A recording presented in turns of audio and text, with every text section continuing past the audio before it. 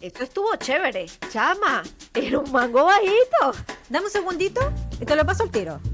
Esto es Hablemos con acento propio. Distintos acentos, muchas historias. Con Julieta Casó y Viviana Pacheco. ¿Me cachai? Claro que te entiendo. Entonces no hay problema.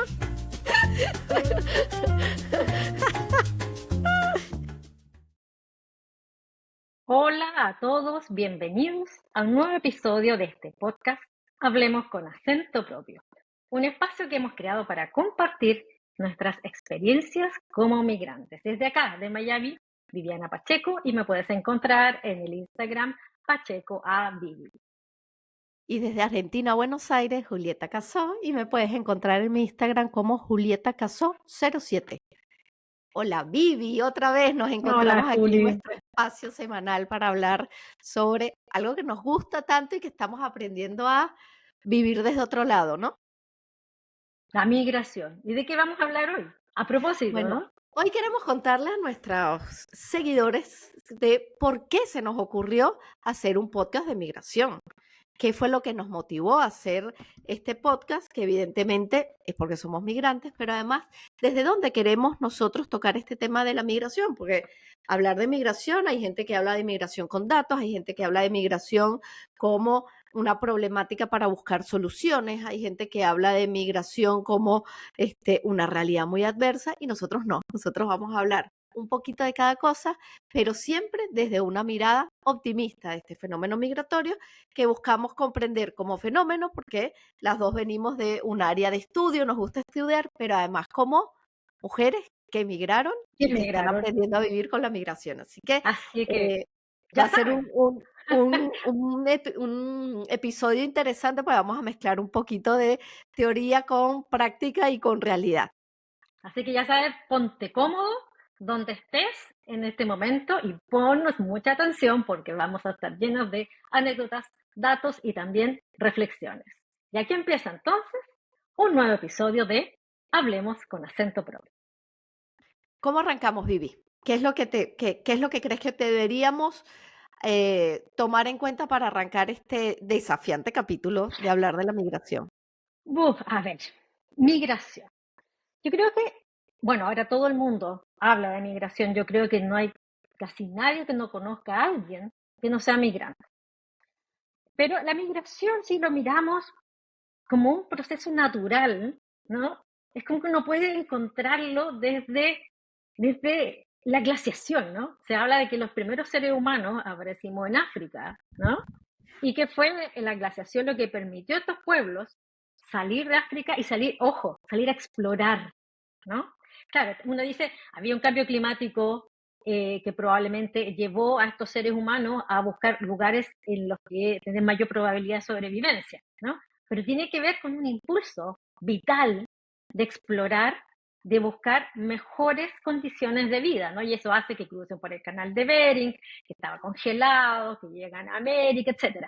Es decir, la migración es un fenómeno que está anclado en nuestra genética, anclado en nuestra historia como humanidad y que inicialmente tiene una, dirían los psicoanalistas, ¿no? Una pulsión vital, ¿no? Que tiene que ver con buscar mejores condiciones de vida.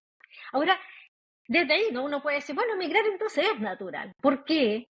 Siempre asociamos la migración a lo problemático, ¿no? El problema de la migración, las crisis migratorias, ¿no? Como que después en la historia, no sé si estás de acuerdo conmigo, después uno encuentra distinciones como, ok, mira, cuando hay gente pobre, que es la que se va, son migrantes.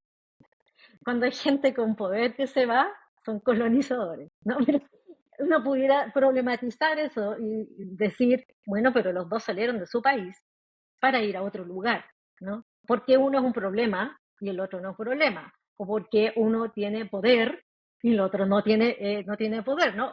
Uno dice, pero el movimiento es el mismo.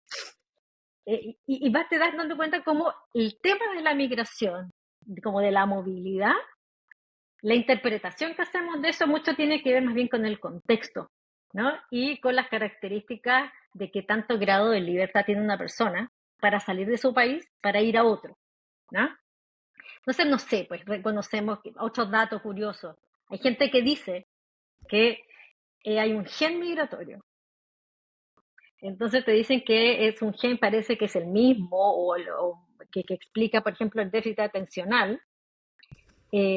Claro, dice que son estos pueblos que tenían mayor cantidad de personas con déficit atencional que salen para conquistar nuevos terrenos, para arriesgarse, para conocer, con una cierta inquietud permanente, ¿no? Como podríamos decir, una dificultad para estar quieto. Entonces, esta Exactamente. movilidad y esto de andar mirando distintos estímulos hacía que estos pueblos salieran de sus lugares para conquistar otros, ¿no? Entonces te hablan de que había como un gen migrante, un gen móvil. Por ejemplo, esa es otra curiosidad. Yo no sé si es verdad, pero es interesante verlo como, nuevamente, un impulso por conocer, ¿no? Por salir. Yo te diría que para mí, y más desde una perspectiva inclusive sociológica, el tema de la migración es un tema tan complejo porque la misma definición del término va a variar tanto dependiendo de los motivos por los que sales, de las condiciones en las que sales. Inclusive nosotros hablamos de emigrantes si nos paramos en el país que están saliendo y de inmigrante en el país en El el que que los están recibe. recibiendo. Es decir, la misma persona tiene distintas denominaciones de acuerdo al lugar donde nos estemos ubicando. Uno es el de salida y otro es el de llegada. Pero además, el término de migración, son tan distintas las posibilidades de migración. Nosotros lo podemos ver que es distinto cómo vive la migración un chico de 10 años que se va, digamos, siguiendo el plan migratorio de sus padres, una persona de 20 años que se va una aventura, a probar, una persona de 30 años que dice, bueno, voy en busca de mejoras laborales, o de más de 60 que dice, bueno, me tengo que ir por, ¿no?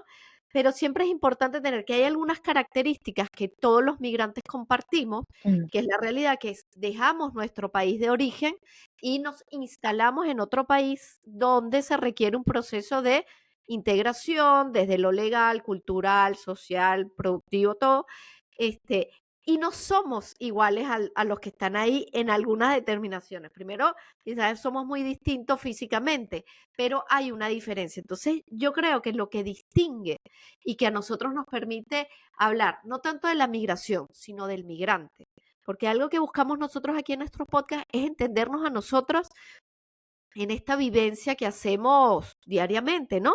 Entonces, ¿qué es el migrante? El migrante es aquella persona que decide por voluntad propia o empujado por Mm. algunas realidades, salir de su país de origen o del país que está viviendo para mudarse a otro país, eso ya te hace migrante, para establecerse, ¿no? Porque también había en un tiempo una denominación de las migraciones temporales, ¿no? Asociados como tú arrancabas, la historia de la migración, entonces la gente migraba por trabajo para Mm. trabajar en el campo en el momento de cosecha, entonces estabas 4 meses en un lugar y después te regresabas, ¿no?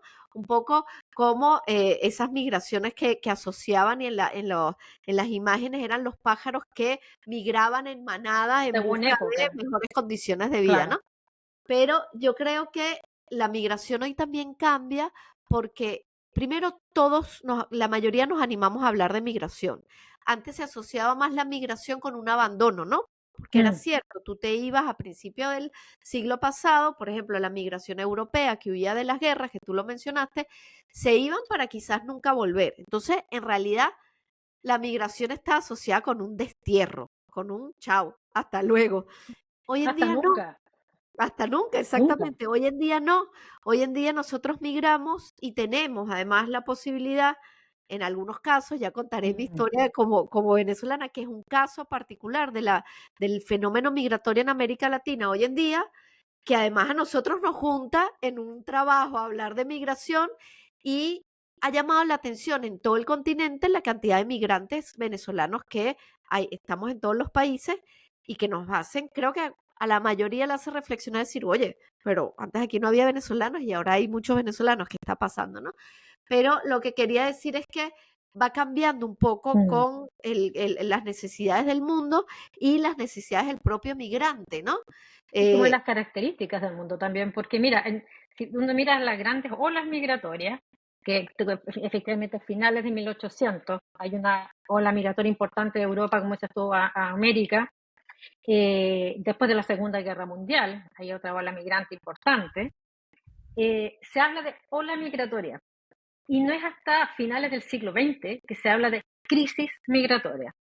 Y que tiene mucho que ver también con, con la noción, esto es como más filosófico, pero como de país, Estado, nación, que por ejemplo en el medioevo, ¿no? Uno lee las historias del medioevo y te dice en la corte de Alfonso X en España, convivían distintos pueblos, pero claro, no estaba la noción de que había un país, no habían fronteras, no había control fronterizo, la gente se movía de un lugar a otro, de un reino a otro, y convivía, por ejemplo, en la corte de Alfonso X, ¿no? Y convivían musulmanes, judíos, cristianos, ¿no? Era un lugar abierto. Entonces había más posibilidad de movimiento porque no estaba la noción de nación ni de frontera, ni divisiones políticas con esas características. Entonces, hasta ese momento se habla de movimientos, ¿no? Movimientos migratorios. Se empieza a consolidar la idea de las restricciones cuando se consolidan las ideas de países, de naciones con fronteras limitadas. Y ya llega a un extremo, ¿no? A fines del siglo XX, y ahora a principios del XXI, en que se habla de la crisis migratoria, porque también hay una noción geopolítica de los países que ha ido cambiando, ¿no? Entonces, que tienes que controlar el borde, porque tienes que controlar la entrada, porque están asociados a que si llegan personas, puedes tensionar los sistemas sociales, los sistemas políticos, los sistemas de salud, de educación, etcétera, ¿no? Entonces, ¿para dónde voy con esta perorata media aburrida? Que el concepto de la migración como crisis va de la mano de como dices tú, cómo se van conformando las nociones, la noción de Estado, de nación, de país, de frontera, y que eso es muy moderno. Y lo otro también que ha impactado harto en cómo entendemos la migración hoy es la globalización y la tecnología. Es decir, antes cuando tú migrabas ibas bastante a la aventura, ¿no? Era como por libros lo que tú sabías, por cartas, por periódicos, por películas, pero tenías que arriesgarte, ¿no? Era como cruzar el mar hasta ver si había dragones al final, si era redondo el planeta, no era redondo, era un riesgo. Ahora más o menos la gente sabe para dónde va, tiene información, se puede comunicar con la gente que deja en sus lugares de origen, etcétera. Es decir, la tecnología también ha abierto el abanico de posibilidades de planear los movimientos. Pero, y en particular, en América Latina, efectivamente empezamos a hablar mucho más de migración y de, comillas, crisis migratoria a partir de la realidad política de Venezuela. Entonces también nos movilizó esto a hacer este podcast porque vemos que hay muchas más personas. ¿Cuánto salió de Venezuela? ¿Un tercio de la población está afuera? Sí, somos más de 9 millones que estamos afuera. Es un montón, y es un montón porque además cuando lo ves en muy poco tiempo, y otra cosa nuevo, ya no es un fenómeno que pasa en algún lugar que tú dices, bueno, hay una crisis en un país, ¿no? Sino que empiezas a darte cuenta y a ponerle rostro, porque no es que salieron tantos venezolanos, ¿no? Porque venezolanos puedes poner, digamos, como dibujitos sin rostro. Cuando te das cuenta de tu vecino es venezolano, que tienes en el colegio un amiguito de tu hijo es venezolano, empiezas a acercarte a una realidad y tú dices, bueno, déjame, bueno, generas como una empatía, ¿no?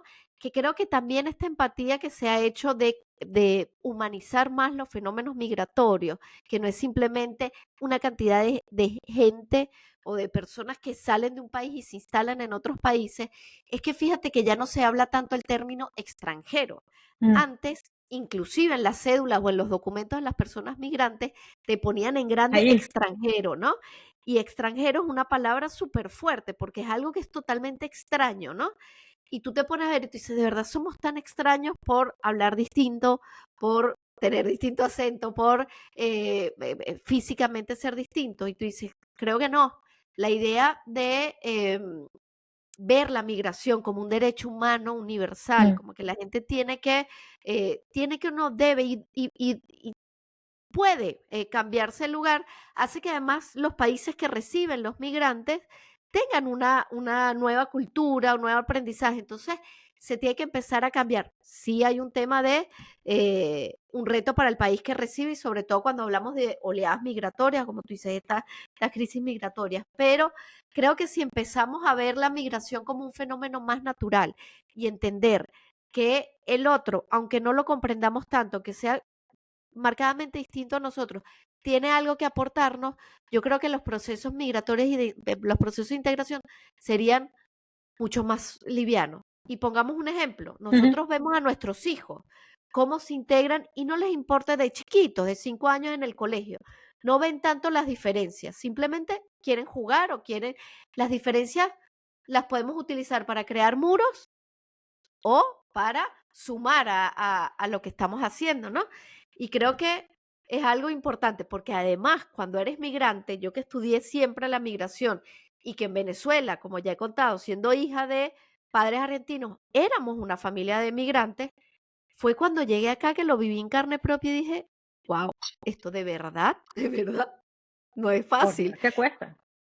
que cuesta. Pero No es sé, súper interesante eso de hablar de las historias, por ejemplo, de las migraciones, porque también es como jerarquía que yo creo que hay que romper, en términos de, o poner, por lo menos cuestionar. Yo observo dos. Una, por ejemplo, la relación que siempre ha existido de América Latina con Europa. Entonces, por ejemplo, en Chile, tú puedes tener un 0,3% de sangre italiana. La gente se hace esos test de genético y te dicen, no, yo soy italiano. Soy de origen italiano. Y orgulloso su origen italiano, no, yo tengo sangre europea, soy italiano y tal. Ya, pero tienes 0,3%, eso quiere decir que el 99,7% es sangre indígena, estoy inventando, pero no lo reconoces, ¿no? Entonces, no, yo soy europeo. Entonces, es como que ahí la migración es como un fenómeno cool, ¿no? Es como soy descendiente de alemán, soy descendiente de francés, etcétera, ¿no? Pero el resto, me refiero a que ahí hay como una jerarquía. Entonces, ahí observo una primera jerarquía migratoria en que hay unas migraciones mejores que otras, ¿no? Como unas que te hacen ser más cool y otras que te hacen ser menos cool. Y lo otro, que por eso lo cuestiono, ¿ah? Porque digo, ojo, ¿no? Si tú me dices que tienes tanto por ciento de sangre italiana, bueno, eso es migración. ¿Por qué esa es buena y la otra no? ¿No? ¿Cuál es la diferencia? Y la otra que también me llama la atención como fenómeno es que dentro de los mismos migrantes empezamos a generar ciertas como jerarquías. Somos como más papistas que el Papa, o sea, en la medida que sentimos que estamos más adaptados y más integramos, y más nos integramos, empezamos a tener una jerarquía también dentro de los inmigrantes, como que, a ver, ¿a qué me refiero? Eh, por ejemplo, eh, los peruanos que llegaron a Chile al principio todo el mundo los miraba muy feo, muy feo. Sufrieron mucho para integrarse en Chile. Pero en la medida que los peruanos también se fueron integrando más, después los peruanos con los chilenos miraban muy mal la inmigración haitiana. Entonces miraban muy mal a la inmigración haitiana. Y así se fue estableciendo como una jerarquía de migrantes, como derecho a piso, ¿no? Yo llegué antes, entonces ahora yo también hablo del etapa problema de los superada. migrantes. Estaba superada, yo ya estoy adentro. Soy parte de la administración, entonces ahora también, ¿no? Eh, y es un fenómeno bien interesante también de ver de cómo nosotros los migrantes establecemos jerarquías también de migración, que debe ser un mecanismo, bueno, si uno mira de la psicología social, de como una sobreidentificación para sentirse integrado al lugar de origen, ¿no? Como que te sobreidentificas con el lugar donde estás. Entonces, todos los otros son otros, ¿no? Exactamente, exactamente. Además que cuando eres migrante, yo creo que hay un juego a veces inconsciente del tema de identidad, de dónde me tengo que sentir parte o qué es lo que tengo. Creo que marcas un poco cómo te quieres mostrar ante los otros, ¿no? Si sientes que estás en un lugar que rechazan tu nacionalidad, tratas de ocultarlo un poco, pero si Claro. sientes que es en un lugar que más bien te acompañan y ahí hay digamos, una aceptación, lo utilizas a favor, ¿no? No te da miedo quizás utilizar tu acento, mostrarte diferente. Pero lo claro es que hoy esas diferencias en algunos aspectos se marcan, que es lo que tenemos que seguir nosotros luchando, y en otros se van como invisibilizando, ¿no? Ujú. Sobre todo cuando pasa un tiempo y ya empieza a ser, por ejemplo, hay un fenómeno que va a pasar en el mundo que de aquí a 10 años va a haber un montón de hijos nacidos en los países de residencia de padres venezolanos, ¿no? Es Claro. decir, argentinos de padres venezolanos y que uno no sabe la vuelta que da la vida. Quizás en 30 años Venezuela esté bien y el país que nos recibió no, y son estos chicos que buscan regresar a sus raíces, ¿no? porque hay algo que sí te marca, el lugar donde tú naciste, tú sientes que de alguna manera te marca. Y te voy a poner un ejemplo. A mí siempre me gustó bailar y lo hago bastante bien, modestia aparte. Pero en mi familia argentinos son, no pueden, pero pata tiesa, ¿no? Y yo me acuerdo que mi papá me decía, claro, pero es que tú naciste en Venezuela. Y yo decía, obvio, es decir, yo nací en Venezuela la gente tiene más, es Caribe, tiene más.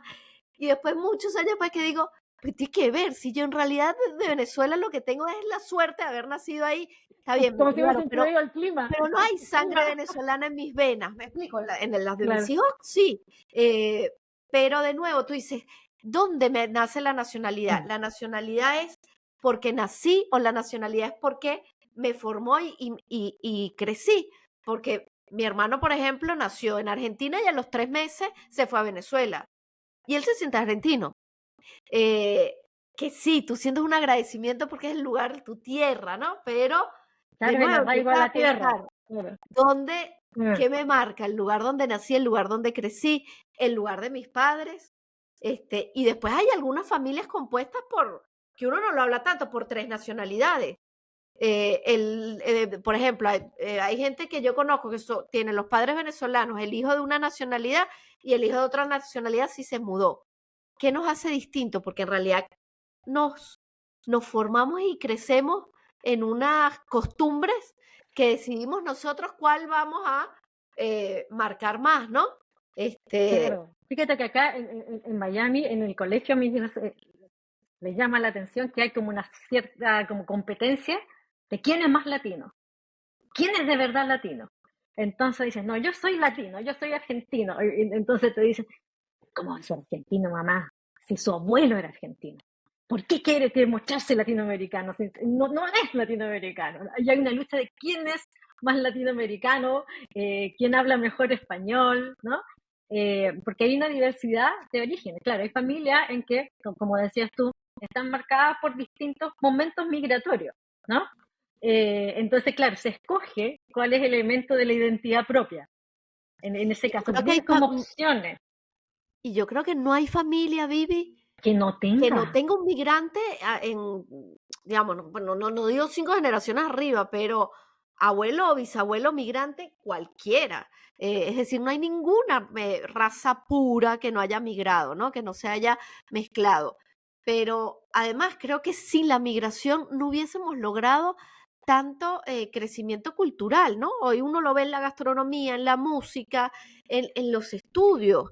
¿Tú te imaginas qué aburrido hubiese sido una vida todos con las mismas personas que piensan lo mismo, que Todo el somos tiempo. iguales?